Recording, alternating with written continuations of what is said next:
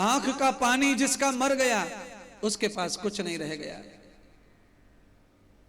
जिसकी आंख में पानी है उसके पास अभी बहुत कुछ है महाराज। किसी के दुख में, किसी के कष्ट में, किसी के मरने में आंखें पिघल जाएं, आंखों से धारा बहने लगे, तो आप समझ लेना इसके दिल में बहुत कुछ अभी बचा है। अच्छाई इस पूरी तरह बुरा आदमी नहीं है महाराज।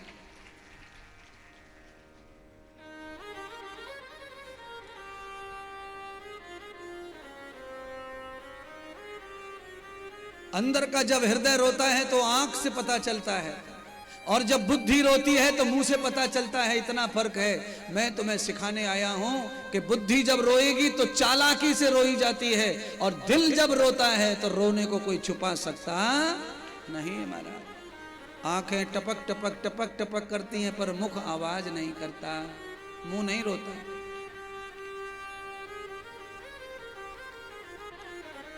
अंदर से वास्तव में जब आप दुखी हो जाते हैं सचमुच में, तो आंखें इजहार करती हैं कि ये व्यक्ति सच में दुखी है। यशोदा मैया दौड़ के पहुंची, कान्हा को उठा लिया। क्या हो गया? 2 दिन पहले भी रोया था ऐसे, पर तब तो आंसू आ रहे थे। आज तो आंख बंद करके रो रहा है। ये हो क्या गया है? क्या हो गया है? नहीं समझ में आ रहा। यशोदा सब गोपिन की गोद में दे रही है लाला को। किसी भी गोद में जाके वो शांत नहीं हो रहे, क्योंकि वो रो ही नहीं रहे, वो तो लीला कर रहे हैं। कोई पूतना के पास ना चली जाए, वो अकेली खड़ी रहे राक्षसी। अंत में पूतना ने कहा, अरे देवी तुम्हारा बालक मेरे लिए रो रहा है, लाओ मेरी गोद में, इसने मुझे पहचान लिया। यशोदा मैया ने कहा, देखने में तो सचमुच में सुंदर दिख रही है, इसके लिए रो रहा है तो चलो, मेरे बालक को तो शांत होना है, मैं रोते देख नहीं सकती। तो पूतना की गोद में बालक पकड़ा दिया, और ऐसे नटखट मेरे परमात्मा पूतना की गोद में गए कि चुप शांत हो गए महाराज। अब तो हैरान हो गई गोपियां सब। यशोदा मैया तो माथा पकड़ ली, हाय भगवान मेरा तो बालक ही अजब है। सारे बालक माँ की गोद में आके आराम करते हैं, और ये दूसरे की गोद में आराम फरमा रहा है। सबसे निराला बालक है। यशोदा कह तो सच रही है कि निराला ही है, पर यशोदा उसके निरालेपन को समझ नहीं पा रही है। सबकी गोद में रोने वाला बालक अपनी माँ की गोद में चुप होता है, और ये अपनी माँ की गोद में रो रहा है और इसकी गोद में सो रहा है, ये क्या है? तो पूतना ने क्या समझाया मालूम है आपको? पूतना ने कहा कि मैं देवलोक से आई हूं, देवांगना हूं, अप्सरा हूं। तुम्हारे यहाँ कोई बाबा आए थे परसों, उसी के गांव से आई हूं मैं। मेरे आंचल में अमृत है, जो भी बालक मेरा आंचल पी लेता है वो जवान हो जाता है एक दिन में और अमर हो जाता है। यशोदा ने कहा, बुढ़ापे की औलाद, मेरा तो बुढ़ापा आ गया तब बालक हुआ है, ये जवान होगा तब तक मैं सटक लूंगी। इससे अच्छा है कि इसका दूध भी पिलवा दो। आई है तो घर बैठे, कल बाबा का चमत्कार देखा, उस गांव की औरतें और पुरुष सभी चमत्कारी हैं। यशोदा लालच में आ गई, और लालच के कारण आदमी के जीवन में संकट आ जाता है। यशोदा के जीवन में संकट आ गया, बालक उसके हाथ में फंस गया महाराज। पूतना समझा रही है सबको, जाओ अपने बालक को नहलाने धुलाने की पूजा की तैयारी करो, तुम्हारे बालक का पेट भर के दूध पिलाकर सुला के चली जाऊंगी। यशोदा भोली भाली थी। हमारे गांव खेड़ों में आज भी ऐसी माताएं बहनें अड़ोसी पड़ोसी रहती हैं कि किसी के भी बालक को पिलाती खिलाती सुला देती हैं। अरे बहन तू काम काज में अकेली है, चिंता मत कर, ला तेरे बालक को हमारे यहाँ छोड़ जा, हम संभाल लेंगे, दिन भर तू जाके आ जा कहीं जाना है तो। ऐसे अच्छे लोगों की कोई कमी नहीं है। यशोदा का दिल अच्छा था, पूतना के दिल को पहचान नहीं पाई। यशोदा ने सोचा कि ये हमारे जैसी औरत है तो हमारे जैसा दिल होगा, पर आपके जैसी औरत को देख करके आप अपने जैसा दिल उसका समझ मत लेना, क्योंकि सबकी बुद्धि और सबके विचार और सबके दिल में क्या है सबका अलग अलग होता है। अपने जैसा सब नहीं होते महाराज। अपने जैसा समझ की भूल जो करता है उस आदमी को धोखा मिलता है कभी न कभी।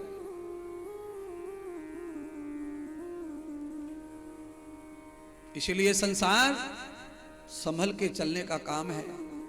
संसार को भावना से जीने वाला आदमी बड़े बड़े संकट में पड़ जाता है। आप किसी की भार में, किसी की प्रेम और सेवा श्रद्धा में आदमी को जब आप असल मानने लग जाते हैं, उसमें कौन सी असत्य और बुराई और कौन सा उसमें दुष्टता छुपी है आपको समझ में नहीं आता। कब? क्योंकि आप अपने जैसा दिल मानते हैं सबका, आप उनके प्यार को सच्चा मान लेते हैं, तो आपके जीवन में बड़ा संकट आ सकता है। आदमी क्या नहीं कर सकता लालच के लिए, क्योंकि लालच का तो बाप ही तो पाप है।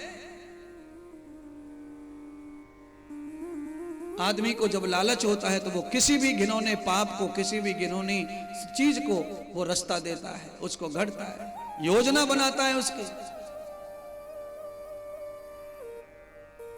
सदगुरु भगवान सुखदेव राजा परीक्षित को समझाते, राजन आज पूतना ने अकेला होकर के प्रहार किया। पहले दूध पिलाया, अर्थात पहले प्रेम किया, पहले उसे अपना बनाया, विश्वास जीता सबका, और जब सब लोग लग गए काम पर, अकेले रह गए, तब पूतना ने अपना असली रूप दिखाया। उसके अंदर जो जहर भरा था लालच का, स्वार्थ का, वो निकल के बाहर आया तो भगवान को मारने के लिए आतुर हो गई। महाराज, अब भगवान को मारने के लिए कोई महिला आतुर हो सकती है तो बाकी फिर महिला कब क्या बरस कर सकती है? कोई महिला, सब नहीं। कब किसका जीवन, कब किसका स्वभाव बदल जाएगा और कब उसमें ये पैदा हो जाएगी पूतना, ये समझना बड़ा कठिन होता है। क्यों? पूतना गोपी बन के आई थी और प्रेम लेके आई थी भगवान के लिए। वो लालच में प्रेम कब समाप्त हो गया? और पूतना अकेली का दोष नहीं है, पूतना के भड़काने के लिए कंस था। कंस ने पूतना को भगवान के विरोध में खड़ा किया। सज्जनों, पावन कथा भागवत की यह सिखाती है कि आपको जीवन में कितना सावधान रहने की जरूरत है। अंत में परमात्मा ने पूतना का वध कर दिया और पूतना की छाती पर बैठकर परमात्मा खेलने लगे। सारी गोपियां भाग कर आईं, दौड़ कर आईं, देखा ये औरत तो देवी बन के आई थी पर ये तो राक्षस लग रही है, इसका चेहरा तो बदल गया। क्यों? जिसके अंदर से धर्म मर गया हो, जिसके अंदर से भावना मर गई हो, उसका चेहरा बहुत ही बुरा लगता है, खतरनाक लगता है, घिनौना लगता है। चेहरा कब सुंदर होता है? चेहरा कब सुंदर लगता है? जब दिल खिला हुआ हो, मन में भाव हो, श्रद्धा हो, प्रेम हो, अनुराग हो, तो बिना श्रृंगार के ही चेहरा सुंदर दिखता है। चेहरे पर जो खुशी, जो आनंद झलकता है, उससे ही पता चल जाता है कौन आदमी कितना खुश है इस समय। पर चेहरे के अंदर जब आपको ये दिखे कठोरता, चेहरे के अंदर जब दिखे कि राक्षस बैठ गया चेहरे पर, तब ये नफरत आ गई। कब आती है? जब आपके अंदर से भाव चला जाए, श्रद्धा चला जाए, प्रेम चला जाए और आपके अंदर स्वार्थ और लालच पैदा हो जाए तो पाप गढ़ जाता है। फिर आपके सामने पाप पाप पाप घूमता है।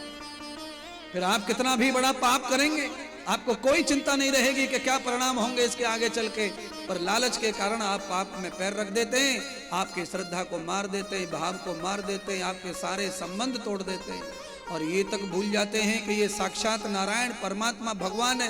पूतना भूल गई कंस की बातों में आके कि मैं किससे जा रही हूँ, सारे जगत का कल्याण करने वाले को मैं मारने जा रही हूँ लालच में।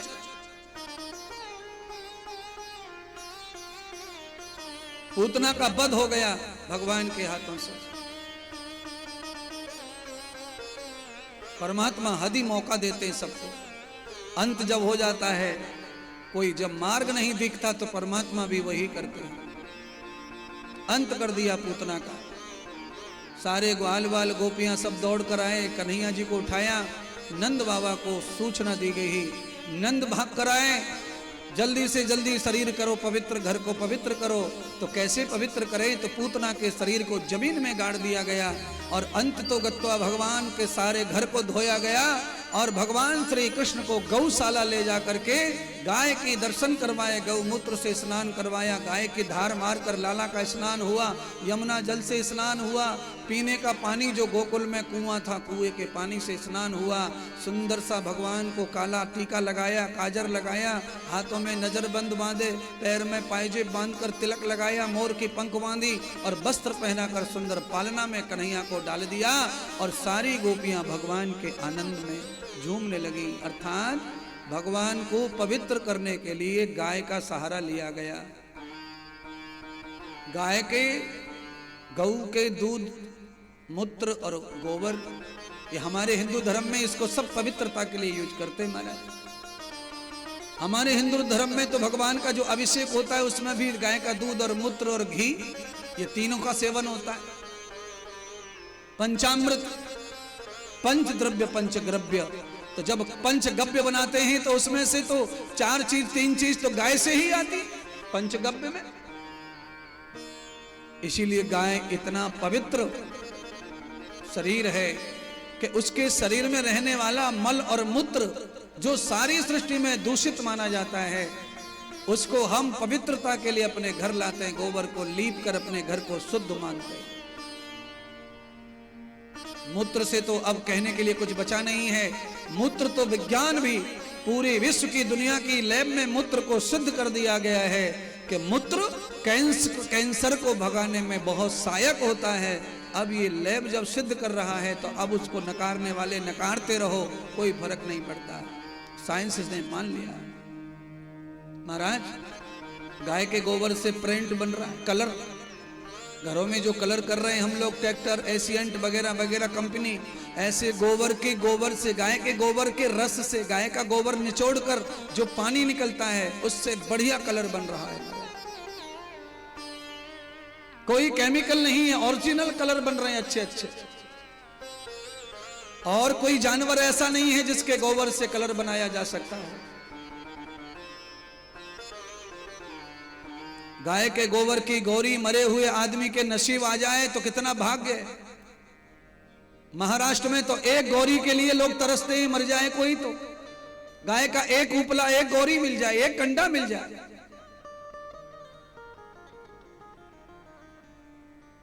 जय जयकार हो रही है महाराज, जय जयकार। भगवान झूल रहे पालना में और सभी लोग भगवान को आज आनंद में झुला रहे हैं। सब लोग झुला रहे हैं, भगवान झूल रहे हैं, आनंद हो रहा है। गोपियों ने हाथ लगा दिया है, झूल रहे हैं, ठाकुर जी आनंद ले रहे हैं पालने में। आप सब लोग भी, कुर्सी वाले बाबा, टोपी वाले, थोड़ा थोड़ा भगवान को झुला लो, मन से अंदर अंदर ही झुला लो। ठाकुर जी को पालना देने का मतलब है कि तुम्हें भगवान कंधा देंगे, तुम्हें भगवान सहारा देंगे। परमात्मा को झुला के आनंद दो, तुम्हें भी परमात्मा झुला झुला के आनंद प्रदान करेंगे। सब बदले हैं परमात्मा के, आप जो दे देंगे वो सब ज्यादा ज्यादा मिलेगा प्रभु से। होने झोटा दीजो, नेक धीरे झोटा दीजो, ओ मेरो लाला, ओ मेरो लाला, ओ लाला झूले पालना ने होने झोटा दीजो, मेरो लाला झूले पालना धीरे झोटा दीजो, ओ मेरो लाला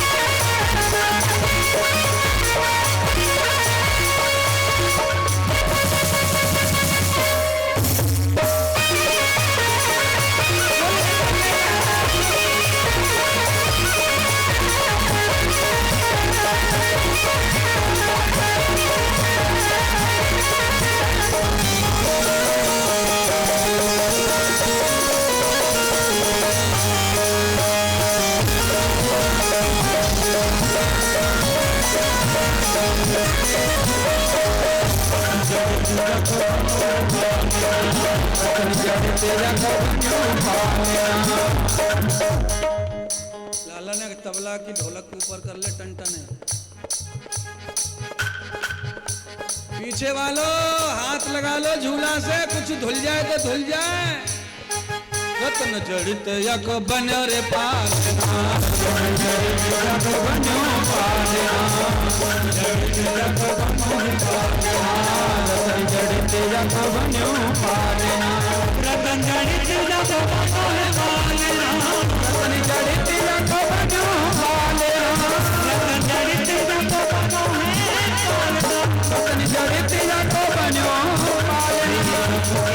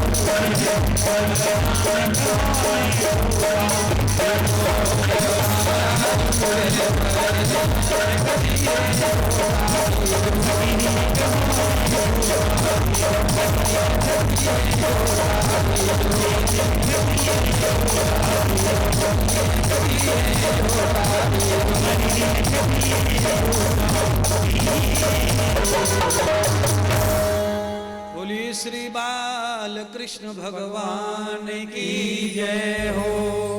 बैठ जाइए। भागवत महापुराण की जय हो। यजमान परिवार की जय हो। श्री सुखदेव जी राजा परीक्षित को कह रहे हैं, राजन आज 3 दिन में भगवान के जीवन में कितना उछल पुछल हुआ। केवल 3 दिन में भगवान के जीवन में कितना परिवर्तन। एक दिन पहले स्वयं शिव आए मिलने के लिए और एक दिन छोड़ा तो स्वयं पूतना। आज हमारे जीवन में आनंद है, कल कष्ट हो सकता है। आज संपदा है, कल विपदा हो सकती है।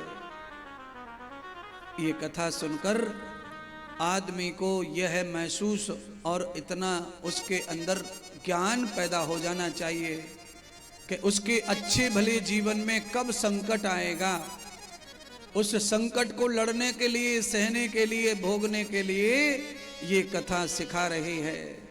सदैव दिन एक जैसा नहीं रहेगा किसी का।